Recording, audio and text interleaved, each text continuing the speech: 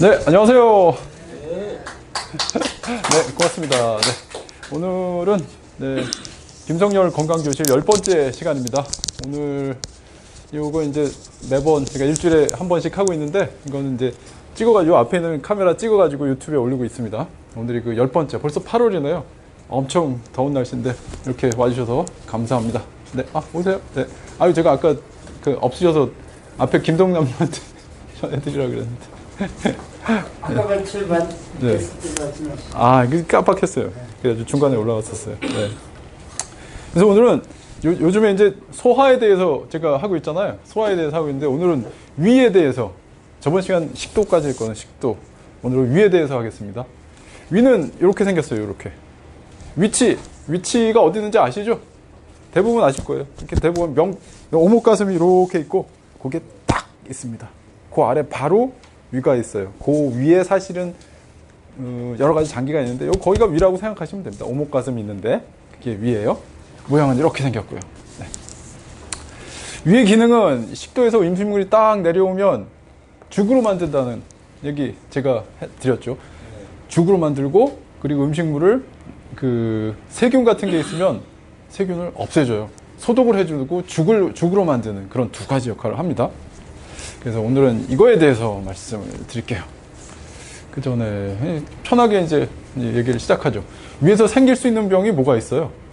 아는 대로 좀 얘기 좀 해보세요. 그거에 대해서 오늘 말씀을 드릴게요. 간단하게 위염이죠. 위염. 위궤양. 그렇죠. 위궤양. 아까 또 뭐라고 그러셨어요?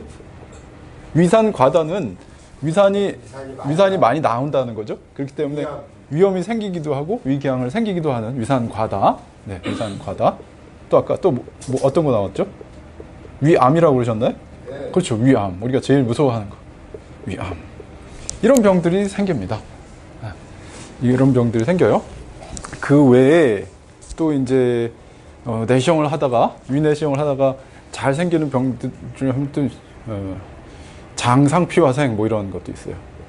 장상피화생 이런 병들, 이것도 하나의 위에서 나올 수 있는 병이거든요. 증상이 뭐가 있어요? 위에 이런 병이 생기면 공통적인 증상이 생겨요. 위가 아프죠. 속쓰림 생기고, 또 증상 소화가 안 되죠. 소화불량. 또 내 위가 안 좋은가 보다 이렇게 느끼시는 거. 네, 그렇죠. 구역구토, 구역질도 나고 구토 증상도 생기고 또 이런 것들이 생깁니다. 그러니까 이런 증상이 있으면 이런 게 혹시 있지 않을까, 이렇게 생각을 해봐야겠죠. 그렇다면 이런 위의 질병이 나타나는 원인은 뭐가 있을까요? 왜 이게 생길까요? 이런 것들 잘 안 씹어서 그냥 콕콕콕 생활 습관, 어떤 안 씹어서 생기죠. 안 씹어서. 또 신경을 많이 쓰니까 신경성. 맞아요. 신경성.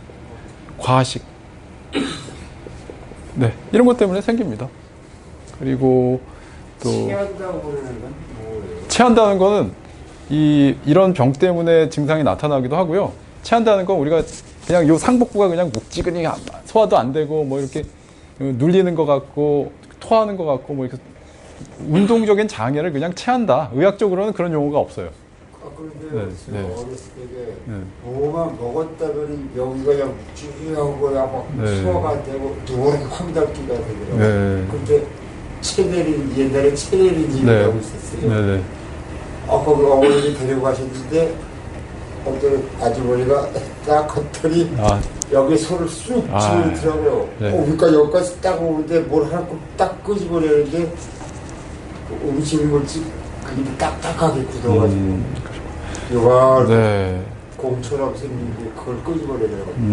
그러더니 숨이 시원하더라고요. 그럼 민간에 숨은 실력자분들이 계세요. 저도 의사지만 민간에 아주 경험이 많으신 분들이 있긴 있거든요. 네, 아무튼 이런 것 때문에 생기고, 또 어떤 거 생기냐면 우리 좋아하시는 것도 좋아하는 거 있으시잖아요. 술 때문에 생기죠. 이런 것 때문에 생깁니다. 그래서 이걸 간단하게 이 위병이 나는 거를 간단하게 이제 그룹화 시켜서 그러니까 간단하게 말씀드리면 생활 습관 때문에 생기고 아까 그 말씀드린 게 다 생활 습관의 문제거든요. 안 씹어서 먹고 술 드시고 뭐 아까 또 뭐라고 그랬어요. 뭐 기타 등등 생활 습관 때문에 생기는 경우가 많아요. 스트레스 받는 거. 또 하나는 우리가 흔히 잘 알고 있는 헬리코박터균. 헬리코박터균이 아주 중요한 역할을 해요. 이거 들어본 적 있으세요? 헬리코박터. 선전에 나오잖아요. 선전에 야쿠르트 선전인가 어디 보면 과학자가 딱 나와서 뭐 테르베 불가리스인가요? 그분이 헬리코박터를 발견한 실제 분이세요. 1994년에 노벨상을 탔어요. 실제로. 이런 원인 때문에 이게 생깁니다. 그래서 오늘은 이런 거에 대해서 쭉 한번 말씀을 드리려고 해요. 이런 병에 대해서 또 왜 생기는지 해결법은 없는지에 대해서. 그렇다면 일단 위험에 대해서 말씀을 드려볼게요. 위험.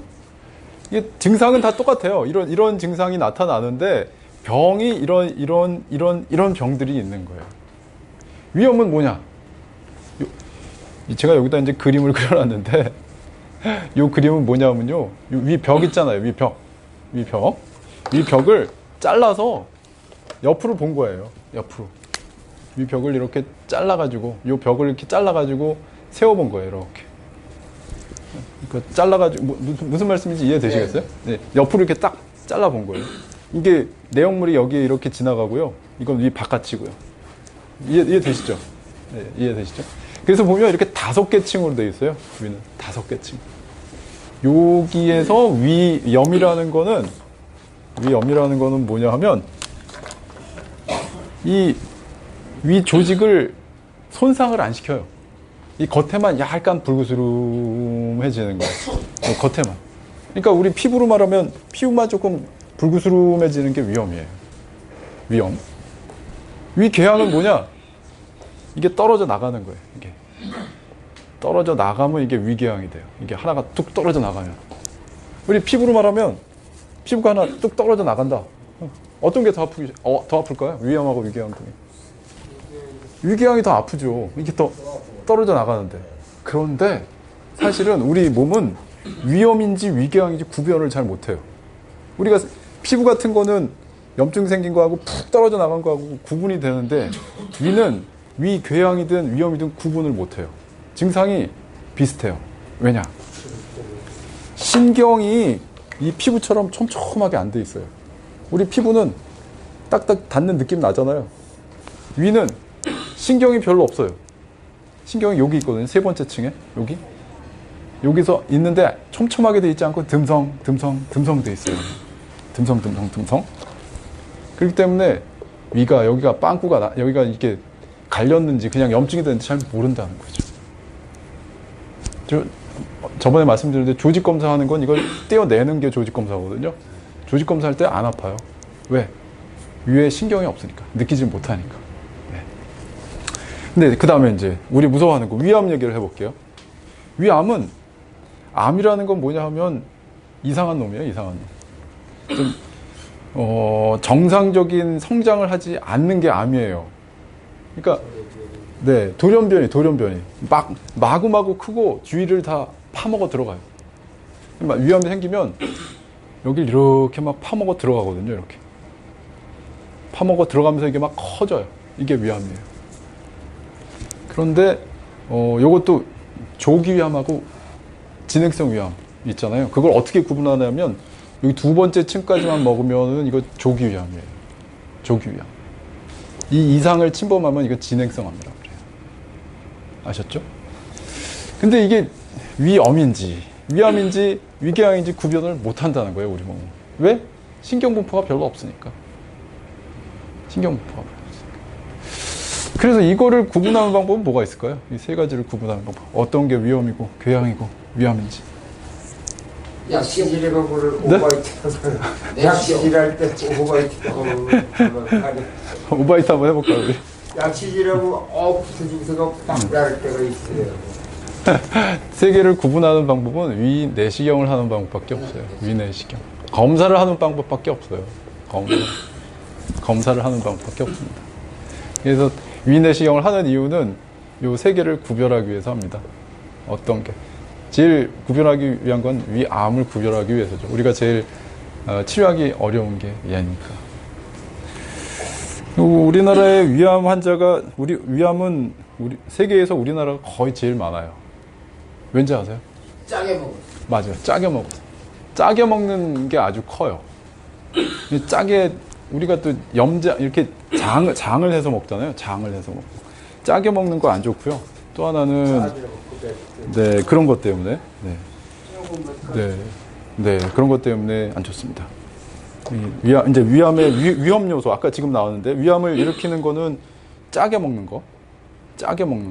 또 하나는 불에 탄 음식 아시잖아요. 탄 음식. 우리 구이 좋아하잖아요. 고기 좀 이렇게 구워 먹고 그래야지 맛있는데 네, 튀긴 것도 영향 있지만 제일 중요한 거는 탄 음식. 그래가지고 이 고기 구울 때 탄 음식은 좀 잘라서 드시는 게 좋아요. 반드시 잘라서 드세요. 걔가 몸속에 들어가면 아주 불안정해져요. 이게 강강술래 아시잖아요. 강강술래.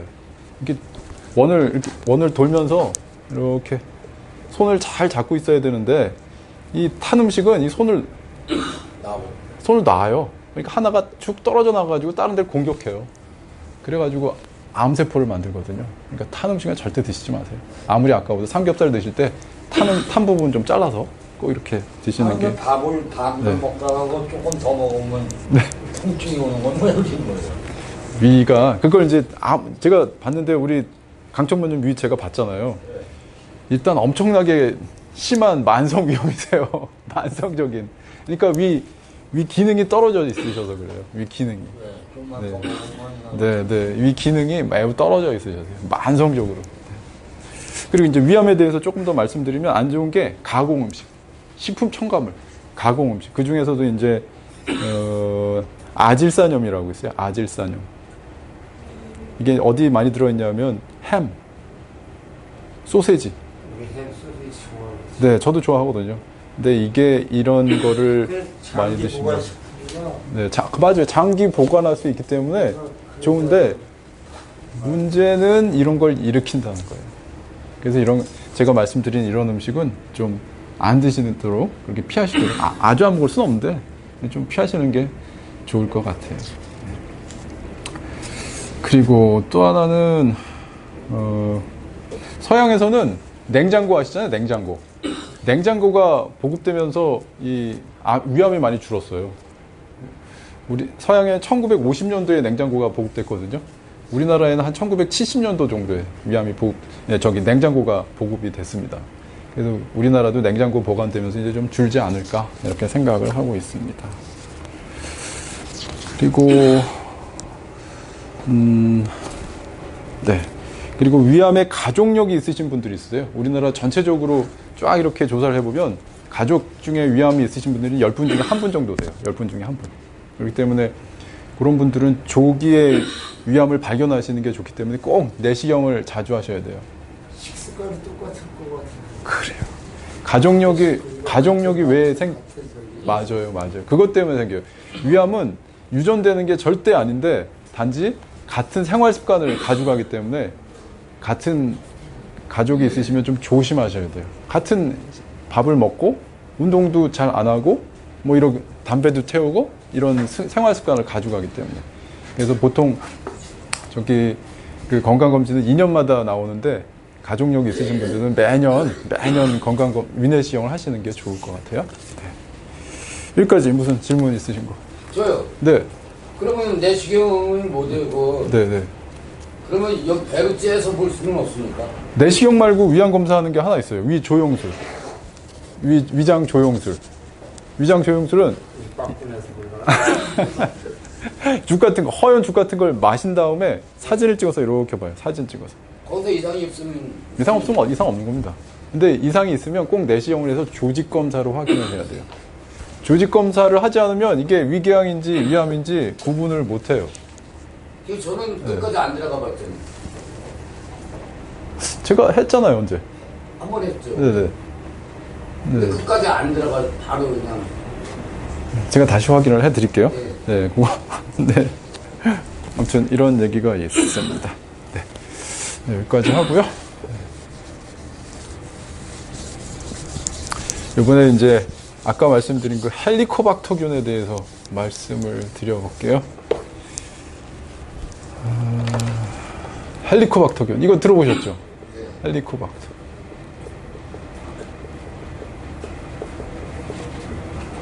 이거 불가리스인가 뭐 거기 계속 선전 나오기 때문에 이게 뭐냐면 위에 생기는 균이에요. 우리 몸 속에는 우리 몸의 세포보다 더 많은 균들이 자라고 있는 거 아시죠? 우리 몸의 세포보다 더 많은 균이 저의 속에 있어요. 네, 뭐 대장균부터 시작해가지고 그 중에 하나가 이제 헬리코박터균이에요. 얘네들하고 사는 거예요. 감기 아시잖아요. 감기는 우리 몸 속에 있던 균이 우리 몸이 약해지면 살짝 이렇게 보고서 확 나오는 게 감기예요. 우리 몸이 좀 무리하거나 과로하거나 뭐 이럴 때 피곤하거나 이럴 때 감기 드시잖아요. 그때 요 목이나 코에 있는 균들이 확 나오는 거예요. 그게 감기예요. 그래서 그런 걸 조절하는 건 면역이라고 그러는데, 아무튼 이 위에서 있는 균이 헬리코박터균입니다. 헬리코박터균. 얘는 WHO라고 아시죠? WHO. 그게 뭐죠? WHO가 세계보건기구. 거기에서 얘는 제1군 바람인자다. 제1군 바람인자. 이게 뭐냐면 위암을 일으키는 것 중에 최고다라는 거예요. 최고. 제일 위암을 일으킨다. 얘는 이제 우리나라에 상당히 많아요. 우리나라에 여기 계신 분들의 한 10분 모이면 한 7분은 헬리코박터균을 가지고 있어요. 그럼 이걸 우리가 다 헬리코박터균을 검사해서 다 죽여야 되느냐, 이런 생각이 드시잖아요. 그러면 암 안 걸리니까. 그 생각 안 드세요? 저도 예전에 그런 생각 했었는데, 내시경 해가지고 헬리코박터균을 없애면 암 안 걸리지 않을까? 그럴 수 있잖아요. 그럼 안 걸리니까. 네? 그래서 사람들이 연구를 해봤어요. 어떤 연구를 했느냐? 여기 있는 사람들은 이렇게 두 군으로 나눠서, 여기는 헬리코박터균을 치료를 했어요. 이쪽 사람들은. 이쪽 사람들은 치료를 안 했어요. 그리고서 막 시간이 지났을 때, 어떻게 두 군의 위암이 차이가 있느냐 없느냐를 봤어요. 어떻게 될 것 같으세요? 이 차이가 있을까요? 헬리코박터균 치료하는 분에서 위암이 덜 걸렸을까요? 그래. 치료를 하시는 의사를 가만히 그냥 찍어보면은 네. 치료한 데가 더 네. 나왔든가 동등하든가. 이게 차이가 없었어요. 네. 헬리코박터균이 바람인자기는 한데 치료를 하든 안 하든 암은 똑같이 생긴다. 이게 왜 이럴까요? 희한하지 않으세요? 잘 뜯어봤더니 위험이 없는 헬리코박터균이 위험도 일으키거든요. 위험이 생기지 않았을 때 치료를 하면은 효과가 있어요. 그러니까 아무 헬리코박터균이 우리 몸에 들어왔을 때 아무 문제를 일으키지 않았을 때 치료하면은 효과가 있는데, 문제를 일으키고 나서 치료하면 효과가 없다는 거죠. 아니, 그렇다고 해서 우리가 다 내시경을 해가지고 헬리코박터균 치료할 수는 없잖아요. 근데 헬리코박터균 치료를 그러니까 도움이 되는 경우가 두 가지가 있어요. 첫 번째, 위궤양. 위궤양 있으신 분들에서 헬리코박터균이 있으면 치료를 하면 위궤양에는 도움이 돼요. 위궤양 치료를 하는데. 또 하나는 위에 림프종이 생기거든요. 림프종. 이것도 암의 일종인데, 림프종 환자에서 헬리코박터균 치료를 해주면 림프종을 치료하는데 효과가 좋아요. 그래서 이 두 가지 경우에는 헬리코박터균 제균 치료하는 거를 꼭 해주는데, 그냥 모든 사람한테 헬리코박터균 검사를 해가지고 치료해주지는 않아요. 우리나라가 이게 음식을 떠서 드시잖아요. 떠서. 그렇기 때문에 전염이 될 수가 있어요. 웬만하면 잘 안 나오는데, 국 같은 거 떠서 드시다가 이렇게 옮기실 수가 있거든요. 숟가락까지. 네네. 그러니까 어쩔 수 없어요. 그 뭐 그렇다고 해서 이제 뭐 따로따로 먹겠어요. 그 같이 국도 먹는 게 또 정도 들고 그러는 건데. 네. 그냥 그렇게 알고 계시면 되겠습니다. 네. 좀 어려운 얘기 했죠? 오늘 좀 어려운 얘기 하려고 했더니 다들 좀 힘들어 하시는 것 같아서 학문적인 얘기를 좀 했습니다. 네. 뭐 질문 없으세요? 네. 질문 없으세요? 오늘 좀 어렵게 가고 있어요. 네. 그래서 네, 여기까지 하고요. 네, 이건 지우겠습니다. 네.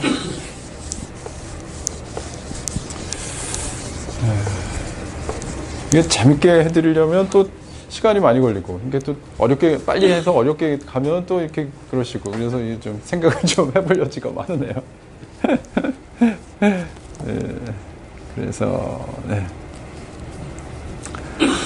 그래서 이제 헬리코박터가 감염이 되면 어떻게 되느냐, 이걸 좀 말씀을 드릴게요. 헬리코박터가 균이 감염이 되면 우리 몸속에 들어왔어요. 우리 몸속에 들어오면 만성 위염을 일으켜요. 만성 위염. 우리 강천모님 가지고 계신 거. 만성적인 위염. 만성적으로 그냥 쭉 그냥 벌게져 있죠. 여기 치기. 벌게져 있고 두꺼워지기도 하고. 이제 이게 진행이 되면은 만성 위축성 위염이라고 돼요. 이 얘기 가끔 들어보셨을 텐데, 내시경을 했는데 위축성 위염이 있어요. 이런. 이게 뭐냐면, 점막층이 얇아지는 거예요. 여기가. 만성 위축, 여기가 얇아지는, 여기. 두 번째 층이. 그러면은 피부가 얇아지는 것처럼 얇아지기 때문에 혈관은 여기에 있거든요. 세 번째 층에 혈관이 이렇게 지나가요. 혈관. 그러니까 혈관이 비쳐요. 내시경을 하면은 혈관이 이렇게 보여요. 우리 피부에 혈관 보이는 듯이. 가끔 혈관 보이시는 분들 있죠. 실핏줄 보이듯이. 그게 만성 위축성 위염이에요. 그리고 또 뭐가 생기느냐? 장상피화생이라는 게 생겨요.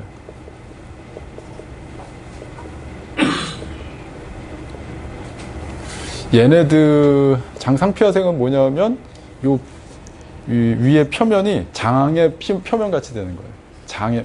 우리는 피부는 피부를 가지고 있고 또 혀는 혀의 겉을 가지고 있잖아요. 근데 장상피화생은 뭐냐면 위의 겉이 장같이 변하는 거예요. 장은 또 장 나름대로의 특징이 있거든요. 자갈바처럼 이 오돌도돌 해지는 게 되게 많아요. 그걸 장상피화생이라고 해요. 얘네들이 이제 또 더 진행이 되면 위선종이 돼요. 위선종. 선종이라는 얘기 가끔 들어보셨죠? 종양이죠. 종양. 선종. 이게 용종이라고 하죠. 용종. 위선종 두 가지가 있어요. 위선종은 위용종이라고 그랬다. 위용종, 이형성, 위선종. 위선종인데 두 가지가 있어요. 이형성을 가지고 있는 거. 그 다음에 과형성. 이제 어려워요. 오늘 하는 건. 네. 과형성이라는 건 나쁜 거 아니에요. 양성인데 이형성은 약간 이게 악성 기운을 좀 띠고 있어요. 악성 기운이 좀 있어서 얘는 수술을 해줘야 돼요. 위에 생기는 혹을 다 수술하는 건 아니거든요. 근데 조직검사에서 이렇게 이상하게 나오면 이 선종은 띄워줘야 돼요. 그렇지 않으면 이게 암으로 가요. 위암으로. 그래서 그렇다면 위암을 예방하는 방법은 여기서 조기 발견해서 이거를 수술해 주거나, 얘는 어떻게 할 수 없거든요. 얘네들은. 얘네 만성 위축성 위염이나 장상피화생도 시간이 지나면 암으로 갈 수가 있어요. 내시경을 했는데 이런 소견이다. 조심하셔야 돼요. 근데 확률은 그렇게 높질 않아요. 여기서 만성 위축성 위염이나 장상피화생이 암으로 가는 확률은 100분이 있으시면 2분 정도. 2%. 그러니까 10년 동안, 10년 지나서 여기서 여기로 가는 확률이 한 2% 정도 돼요. 2%. 그러니까 많지는 않아요. 이 확률은 어떤 확률이냐면, 얼마 전에 우리 대통령 선거했는데 우리 문재인 대통령이 대통령 됐잖아요. 선거 방송 끝나고 나서 이제 예측치 발표하겠습니다 하고 문 대통령 됐습니다 땅땅 때리잖아요. 네? 근데 그게 바뀔 확률보다 작아요. 그러니까 너무 무서워하실 건 아니라는 거죠. 문재인 대통령이 안 되고 홍준표 대통령 됐습니다. 이렇게 나올 확률보다 작다는 거죠.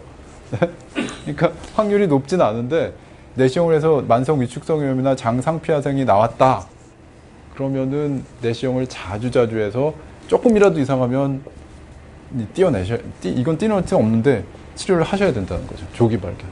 그런 의미에서 중요한 거예요. 아셨죠? 매우 어려운 얘기를 이해가 되셨는지는 모르겠는데. 초기에 발견이 되면 가장. 네, 조기 발견. 네. 네. 치료에는 방식은 있죠. 조기 발견을 하면은요, 좋은 질문. 제 어떤 분한테 저번에 그 유튜브 보여드렸는데 뒤에서 대답 잘하시는 분 누구냐고. 네, 조기 발견을 한다. 조기 발견을 하면은요, 만약에 최악의 경우가 암이 생기는 거잖아요. 우리 위에서. 조기 발견을 하면은 암이 요 정도 들어갈 때 발견할 수 있고요. 요 정도 두 번째 층 들어갈 때 발견할 수 있어요. 조기 발견은 요 두 개에서 발견을 했을 때 5년 생존율이 90%예요. 암이라도 5년 동안 생존하면 거의 완치라고 보거든요. 5년 동안 생존하면 그게 90%. 조기 발견하면 이게 좋은 거예요. 그리고 수술하는 것도 어렵지 않아요. 개복 수술 안 해요. 내시경 끝에다가 메스 달아가지고 이거만 살짝 도려내요. 끝이에요. 수술 시간도 많이도 안 걸려요. 그래서 조기 발견이 중요한 이유예요. 헬리코박터 치료해가지고 어떻게 해볼까 했더니 이거는 별 의미가 없었고 사실 여기서 조기 발견하는 거예요. 이런 데서. 그게 국가적인 전략이에요. 요 단계나 요 단계에서 암 가는 거를 조기 발견하자. 그래서 내시경 하는 거예요. 아셨어요?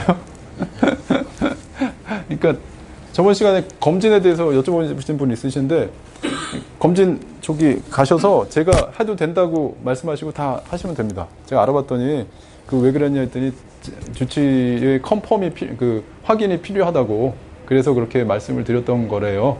그러니까 여기 가셔서 검진센터 가셔서 제가 다 해도 된다. 내시경 지금 여기 계신 분 내시경 못 하실 분 아무도 없으시거든요. 내시경하고 해당되는 거 다 하세요. 그게 무료로 나오는 것도 많기 때문에 그거 이용하시면 됩니다. 그래서 결과에서 이상하시면 저한테 가져주시면 제가 봐드릴게요. 네. 이게 참 어려운 얘기를 이렇게 잘 들어주셔서 감사합니다. 이게 웬만큼 의사들한테 해도 쉽게 이해가 안 되는 문제인데. 이제 이거 어떻게 할 거냐? 이거 얘기해 드렸고. 그래서 이제 우리가 이제 할 수 있는 건 내시경으로 조기 발견하는 거고요. 또 하나 할 수 있는 게 이제 오늘부터 할 수 있는 거는 소화 안 될 때 사실은 식사 조절하시는 거거든요. 어떤 게 나쁘고 어떤 게 좋으냐. 이거를 알아서 저번에도 위식도 역류할 때 간단하게 말씀을 드렸는데 제가 이제 정리를 한번 해봤어요. 하도 그래가지고 위에 상복부, 그러니까 소화불량, 이 배꼽에서 위쪽이 안 좋을 때 좋은 음식과 나쁜 음식 이걸 쭉 한번 정리를 해봤어요. 알기 쉽게. 요거 좀 알고 가세요. 제가 필요하시면 이거 복사해서 드릴 수도 있습니다. 필요하시면 제 회진 갈 때 저한테 이거 달라고 그러세요. 제가 복사해서 드릴게요. 일단 여기다 써 드리고. 상복부 소화불량. 배꼽을 중으로 위쪽을 상복부라고 그러고요. 배꼽에서 아래를 하복부라고 이렇게 크게 나누거든요. 하복부에서 생기는 건 주로 변비, 설사, 가스 차고 이러는 거. 위에서는 소화가 안 되는 거. 이런 것들. 상복부 소화불량증 증의 시기 조절. 시기를 어떻게 조절할 것인가. 시기 조절에 대해서. 좋은 음식하고 나쁜 음식이 있어요. 좋은 음식하고 나쁜 음식. 나쁜 음식이 있습니다. 좋은 음식은 일단 우리가 식사를 하는 것부터 생각해 볼게요. 일단 우리가 식사할 때 그냥 쌀 같은 거, 반찬 같은 거 드시잖아요. 거기서부터 시작을 해볼게요. 일반적인 식사를 하실 때는 어떤 음식이 좋으냐, 소화가 안 될 때. 저번에 쌀밥 얘기하신 분 오늘 안 오셨구나. 쌀밥 드시는 게 좋아요. 잡곡밥보다는 소화가 안 될 때는. 우리 부모님들이 체했다 그러면 쌀을 이렇게 해가지고 죽 써주시잖아요. 거기다 잡곡밥으로 죽 써주시지는 않으시더라고요. 보리밥 죽 써주시지는 않으시잖아요. 그게 맞아요. 쌀밥이 소화 안 될 땐 좋습니다. 쌀밥이 좋고요. 차 중에선 생강차가 좋아요. 생강이 이 소화를 잘 시키게 하고 구토도 억제시키고 뭐 이런 작용이 있대요. 생강차 요새는 잘 안 드시기도 하는데 이왕 드시려면 생강차가 좋습니다. 그리고 고기 드시고 싶잖아요. 고기 드시고 싶을 때는 빨간 고기 말고 이 지방이 없는 닭고기. 저번에 닭고기 말씀드렸잖아요. 닭. 껍질 말고. 껍질 좋아하는데 껍질은 빼고 그냥 닭고기. 그리고 육류 네네네네. 네. 가슴살. 생선 좋아해요. 생선. 이게 위에는 좋아요. 일반 식사. 나쁜 음식. 이게 일반 식사. 이런 거는 소화 안 될 때는 피하셔야 돼요. 식사로. 콩이 다른 데는 좋은데 소화는 잘 안 돼요. 소화 안 될 때는 콩밥 드지 마세요. 네, 콩은 좀 빼시고. 그다음에 양파. 위 안 좋으실 때 양파 드셔야 된다. 먹어도 돼요. 저한테 질문하시는 분들이 종종 있으세요. 근데 양파는 그렇게 자극성이 있어서 좋지 않습니다. 기름진 식사. 중국 음식. 이거는 당연히 안 좋겠죠. 왜냐하면 위가 기름진 거를 소화시키려면 한참 걸려요. 그렇기 때문에 좋지는 않습니다. 그 다음에 이제 식사를 하고 났으니까 이제 후식을 먹어야겠죠. 후식으로 뭐가 좋으냐? 사과. 맞습니다. 저번에 사과 좋아요. 사과 후식으로 이제 사과. 과일에 이제 여기 들어갈 게 사과. 그리고 후식으로 들어갈 거는 요구르트 있잖아요. 우리 야쿠르트 아줌마 오시잖아요. 야쿠르트 아줌마 비싼 거야? 그러니까 아줌마한테 저 시켜서 조금씩 먹긴 하는데 요거트 좋습니다. 후식으로 요거트 드시는 거. 그리고 우유 드시고 싶으면 저지방, 고지방 말고 저지방 우유. 저지방 우유가 좋은 음식으로 이렇게 되어 있습니다.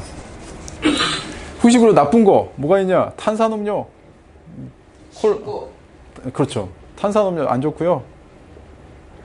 커피도 소화가 안 좋을 때는 좀 피하세요. 그냥 소화 잘 될 때는 드셔도 되는데 커피하고 친척 초콜릿, 까마니까 초콜릿 안 좋고요. 우유도 고지방 우유 고소하긴 한데 속에는 안 좋아요. 안 좋고. 이제 과일로 갈게요. 과일. 좋은 음식은 사과, 아까 말씀하신 사과, 배, 바나나, 씨지 않은 거. 배, 바나나. 이게 좋아요. 사과, 배, 바나나. 그리고 나쁜 과일은 신과일. 저번에 대략 말씀드렸을 거예요. 레몬 엄청 시잖아요. 레몬, 네, 오렌지 뭐 이런, 네, 그런 거는 좀 피하시는 게 좋아요. 소화 안 될 때는. 포도, 파인애플 다 쉬어요. 파인애플. 의외로 토마토도 있더라고요. 토마토도 이게 안 좋은 음식으로 되어 있어요. 저는 수박은 괜찮을 것 같습니다. 수박은 크게 좋지도 않고 나쁘지도 않고 그냥 요새 수분 접지 차원에서 좋으실 것 같고요. 그리고 나쁜 거 술 어디나 끼죠? 술 어디나 끼고 담배 어디나 끼죠? 그리고 소염제 이거 조심하셔야 돼요. 소염제가 뭔지 아세요? 염증이 생기더라고 먹는. 진통제.